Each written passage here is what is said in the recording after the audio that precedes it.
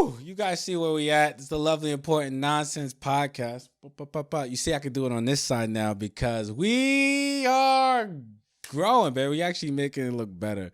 This is thanks to Joe. Joe actually had a good fucking idea. He was like, yeah, this shit looks ugly like this. And I was like, yeah, you're kind of right. Today we're going to be talking about business, starting a business, um, anything business. Being self-employed is probably what we're really talking about, the self-employed. And a few questions that I got from people who are going through trying to be self-employed or thinking about it, or a few questions that I had when I first started trying to open up something. Now, again, let me tell you before we start this, I am no expert. I don't know what the fuck I'm talking about. Okay, but I am self-employed and I have questions, and as being self-employed for I don't know X amount of years, it's these are problems that I ran into, and things that I've been dealing with, and I'm probably still going to deal with, and I just wanted to kind of bring it to your attention, and maybe you're going through something like that, or you know someone going through something like that, or maybe you just want to know what it takes to even decide to be on your own and don't answer to someone else and be your own boss. Okay, so this is just my experiences and the experience of friends that I do have or whatever. And then let's get right into these questions. So the first one was, why now? So I feel like this is me, and I just feel like if you are going to do and you're or if you are going to do business, or you're going to be self-employed, or you're going to be your own boss or whatever, manage your own stuff, you have to really talk to yourself, and you have to really understand why you're doing it. Like, why are you doing this now? What is the reason behind this? Okay. Me personally, I'm be honest with you. I maybe I have a form of ADHD or something, but it's the fact of knowing that I have to answer to someone all the time. It bothers me. It's not within me. It's not my spirit. My spirit likes to. I am that type of guy that likes to. I like to create. I like to be the guy that um that everyone needs to listen to at the table. Or I like to be the guy that has his hands on a lot of different things. I'm interested in a lot of different things, and I can't stay on one thing for too long, because then I feel like, okay, now that I finished this, I got something else I want to work on. That's just my personality. I'm always ready to move. I'm always ready to work. And once work becomes stagnant, I get very complacent. And it's not good for when you are working for someone who needs you to be focused on one task at all the time. Just not that it's not good. Now, as an employer, right, I need those people who are willing to be focused on one thing at one time, and they are very necessary. It's not necessary for me. It's just not my thing. But I do understand there is necessary for a lot of other people, which I hope that continues, because me personally, you don't have to be a entrepreneur. You don't have to be a philanthropist. You don't have to. You could be a 9-to-5 guy and be happy or whatever. It's just I had to live my truth, and my truth was not to be a 9-to-5 type of person. It was a work for myself. All right, I'm at an age where I feel like it's time to take that risk, and I wanted to do so. So I didn't want to waste anyone else's time, knowing that there was a point, there was going to be there's a big piece of me pulling away from it. I had how many different types of jobs. I worked behind desk, typing up numbers, bookkeeping. I've worked in warehouses. I did plumbing work. I did. You probably could think of it. I probably did it. And then in my short amount of lifespan, I went from job to job, and the only thing that ever felt right was when I did something for myself, or if the money was hand over fist. And even then, that wasn't really fun for me. I just like getting the money like that. But you gotta kind of you gotta know your why. Why are you doing this? I didn't want to waste anyone else's time. Be honest with you. I don't want to waste anyone else's time, because I know I don't want my time wasted, and I felt like I was wasting my time and their time by continuously going to these jobs and job after job. And I was like, so I just got to a point where I was just like, all right, it's time to make this happen. So figure out why you want to do this. And that falls into the next one is have to know if you're willing to commit. Like, and and there's another question that it falls into. You gotta know if you're willing to commit. Like, are you willing to do the work? Like, the work is hard. No matter if it's for yourself or anyone else, shit's hard, yo. It's been many nights I stay up 2 o'clock in the morning after working 16 hours. I'll stay up at 2 a.m. making a new plan, trying to figure out something I never figured out. And then that's another thing. Just becoming obsessed with what you do is another thing. I mean, like, if you're gonna commit to something, you need to, like. I didn't understand what this meant until like maybe a year or more ago. You have to put everything into it. Like, you have to almost think about it. Like, I dreamed about this shit. I dream about it. I have a business partner that I legit wake up at 4:30 and force them to wake the fuck up with me, and just so we could go over whatever I'm thinking about in my head, because I'm always constantly want to improve. I don't want to be still. I don't want to fall behind. So you got to get to a point where it's almost like, this is now, to me now, what I do is beyond just a job for me. It's become it's who I am. It's what I have to do, you know? So it's a purpose, and I know that's going to lead me to different places.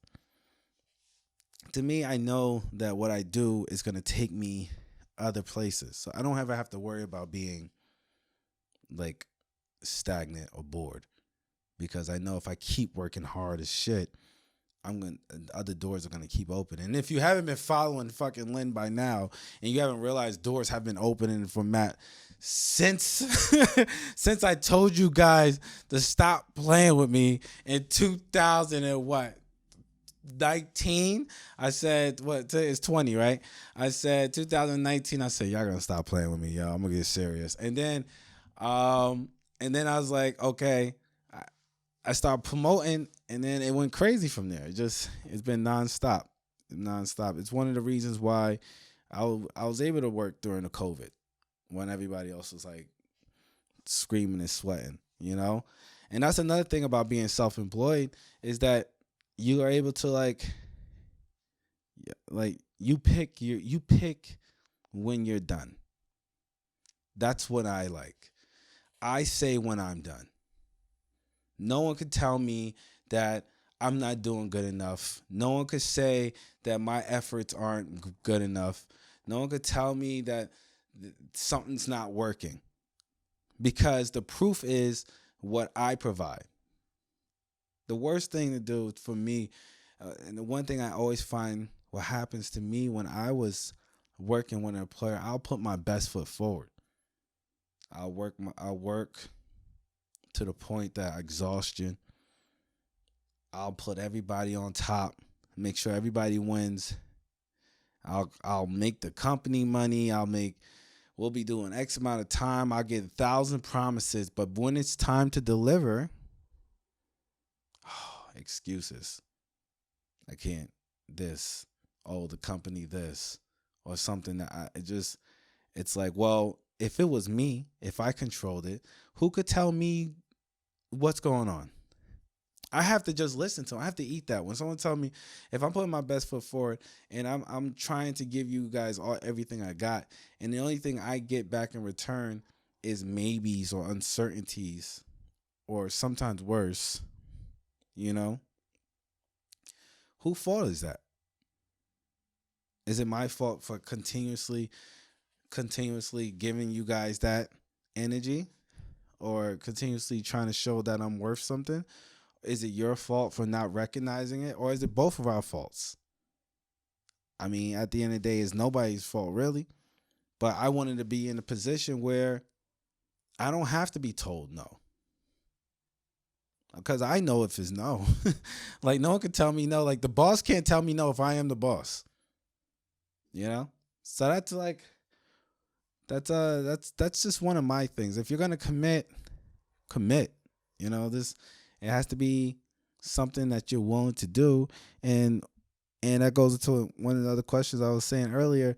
What am I willing to risk?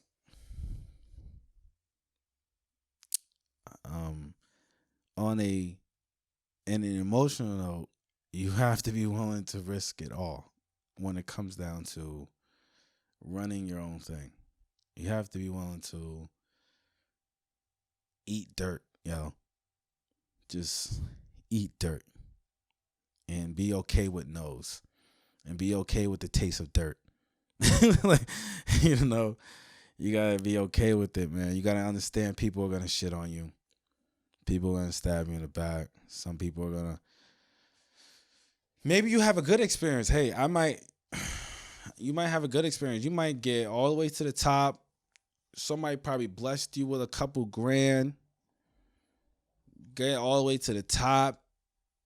Hook up with X, Y, and Z. You probably never have to worry about it again. But for the ones that have to start from ground zero, but only the money that you have in your account, it's work, bro. It's just work. It's work. Sometimes you don't see a return for a few years. You just have to have the insight, and this goes into another one. You just have to have the insight that you're going to be okay. As long as you could be okay, then everything's gonna be okay. You just got to figure out a way of being okay, which is hard, to do. Especially when you if you've been in if you live a certain way, or if you lived a certain way, make sure you like what you're doing. Not liking what you're doing, it's hard to do. You might as well go back to work. Straight up. If you're putting mad energy into something and you don't even like it, you might as well just go back to work. Because, and let it be something that you're willing to fall back in love with. Okay? That's a big one. Like what you're doing, or love what you're doing. And then if you do love what you're doing, there might be times where you just don't want to do it. You'll be like, I'm done right now. You find, but it has to be something you're willing to fall back in love with. You have to be willing to step back away from it and know that when you come back to it, you're going to like it again. Because shit, it be times I don't want to train a motherfucker. Like, I'll be straight up honest with you. I'm a meathead at times. I like to go in the gym and throw weights around and put my body under this crazy stress, and I'll go home like, oh fuck, yeah, shit, like get the soreness. And then like I might go in there with a client that's not that well with weights, and they can't move as well, you know what I mean? And I have to be more patient and figure out if they're like, how's their body mechanics and all that stuff. And maybe I don't want to do that at that moment. I just want to push weights with them. Hey, yo, let me get some of that 100-pound rows or something. This person probably only could pick up 10 pounds. I have to be patient. And if you're a trainer, then you know what I'm talking about. Like, there's times you're like, fuck, I don't want to. I want to throw some weights. Like, this feels a little soft to me right here. Like, and then there's times where we don't want to be in the gym. I'm like, man, I was just saying, like, still, like, I've been in the gym, like, for the last 4 hours, 4 or 5. I don't want to be here right now. Like, you get to a point of, you get exhausted of hearing the fucking machine, ding, ding, ding, ding, ding, all that shit. But if I step back away from it, I give myself a little space in between, like, the people I'm working out with. This is one of my things. People I am working out with in the gym. I give myself a little space for with them and the people I'm working out at their house. And so I always feel like there's always changing, so I don't always feel like I'm stuck in one spot at all times. But whatever. Besides that bulletproof facility that's going to come out, whatever. So yeah, you gotta have some type of interest in what you're doing. I like that when people finish their training sessions with me, they'd be like, "Oh, Matt, this happened. You changed this.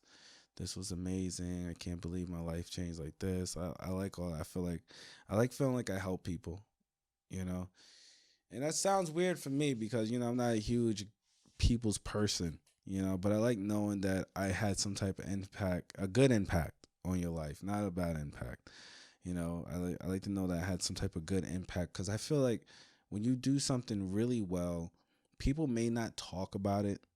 They may not talk about all the good things that happen to them, but it's the good things they hold a lot more because when they see me again, the trigger they remember is like, oh, Matt helped me with this.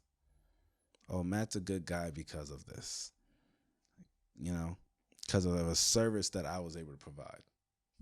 And that's what I like to do, lay down the groundwork, baby. Lay it down. The groundwork is easy. No, it's not. It's the hardest part. I'm not going to say a lie here. The groundwork is hard. Lay it down. The foundation must be laid down. You cannot build with a poor foundation. I think I've probably heard that from a book somewhere. I don't know. But you cannot build from a poor foundation. Lay down the groundwork. And when I going back to when I said being obsessed with it, this is what I mean. When you're doing your business plan and you're laying down your 1-year plan, your 5-year plan, your 10-year plan, this is how I went into it. I lay down my 1 year, my 5, my 10. I write down what I want to accomplish during those times and where I should be at during those times. Okay? My 5-year plan is stacked. Like, it's stacked. Because by the time 5 years, I expect to be... By the time I hit 10 years, I should be coasting like nobody's business. Okay? It should be just chill, my ties, and sometimes picking up my phone for a business call. That is it. But 1 year plan, but this is how crazy I get with it now. I put down my plan, and every little piece, I go into it. What am I looking for? What am I trying to accomplish? Who's going to be part of this situation? What's their purpose? I detail it all out. The finances at that time. How much interest I'm trying to get. What's the capital? Profit margins. All that stuff. I put all that stuff. So by the time it happens, it's almost boring because I already knew it was going to happen. It's so detailed. It's the smallest things. Don't just write down your vision. That's cool. It's beautiful to look at. But like, how are you gonna do it? A year? Like shit. I might just put only if you can't see 5 years from now. Because I had friends tell me that they can't see 5 years from now. They don't know what 10 years from now look like. But you can see a year. You can see a month. You can see 3 months. Plan that shit. Plan the next 3 months from it, and then just as intricately as possible, enter what you want and what needs to be done during that those times, and hit it. I didn't think about goals in business. Goals are so important. I didn't know it was. It is so important. I'm still learning stuff myself, but it is so important. Like hitting a goal all the time. Because if you don't see something in front, it's a competition, man. If you don't see the finish line in front of you, you're not going to want to run. Nobody just wants to run. Nobody wants to just run. I'll be honest with you. Like, nobody just, like, business is not practicing. We're not practicing here. We're working. Like, the practice is over. Once you got that number, that LLC, LTD, whatever, the ETR, whatever you got. It's like, once you have that, that's it. Like, practice is done. We looking for finishing lines now. We just working. Now I just want to win. That's it. I just want to win. And your meaning of winning. Not like, I'm not trying to compete with Joe. I don't give a fuck what Joe got going on. You know what I mean? Me and him in 2 different fields. And even if we were in the same field, his finish line might be further than mine. His finish might be closer. I don't know. I just need a win for me. I need my W. That's it. So I write down as intricate as possible, all the way down to the finances, all the way down to the numbers. I want to know I want to know who I'm talking to at the end. So that's all. I got a little extra on that one. And what last but not least is, am I moving away from a bad situation? This is something I did, and this will fuck me up originally. Are you moving away from a bad situation? Are you emotionally attached to something that is making you make the decision of, oh, now I'm going to be self-employed? Because that is bad. I'm not saying in business you shouldn't have emotions, but you need to be way more guarded with your emotions when it comes down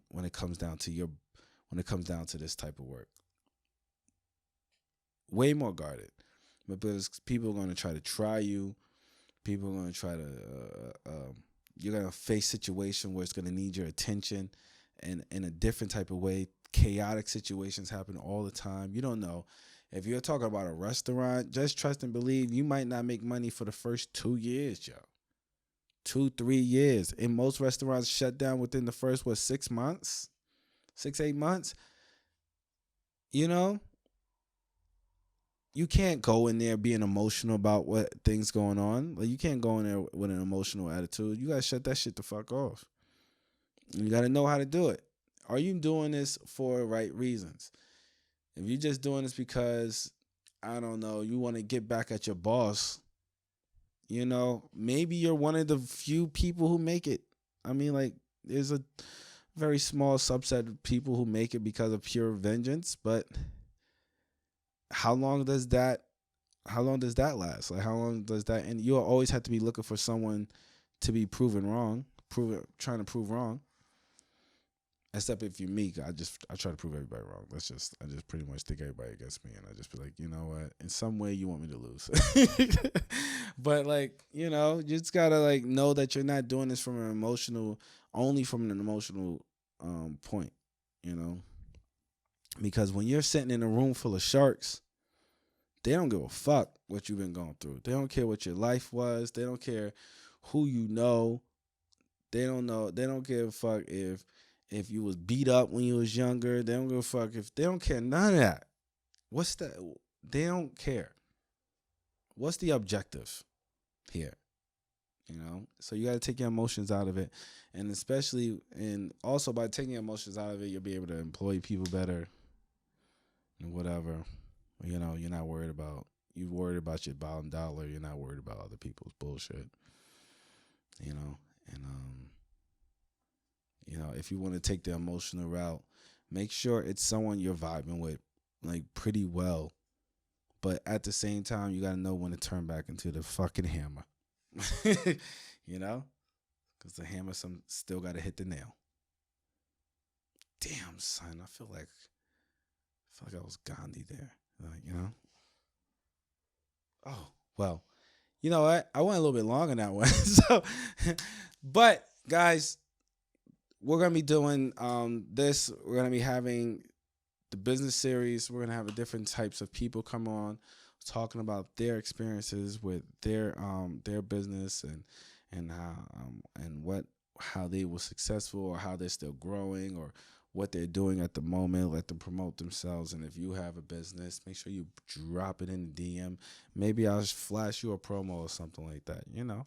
And you know, as always, this was Len, and I'm Matt Spellen. We out.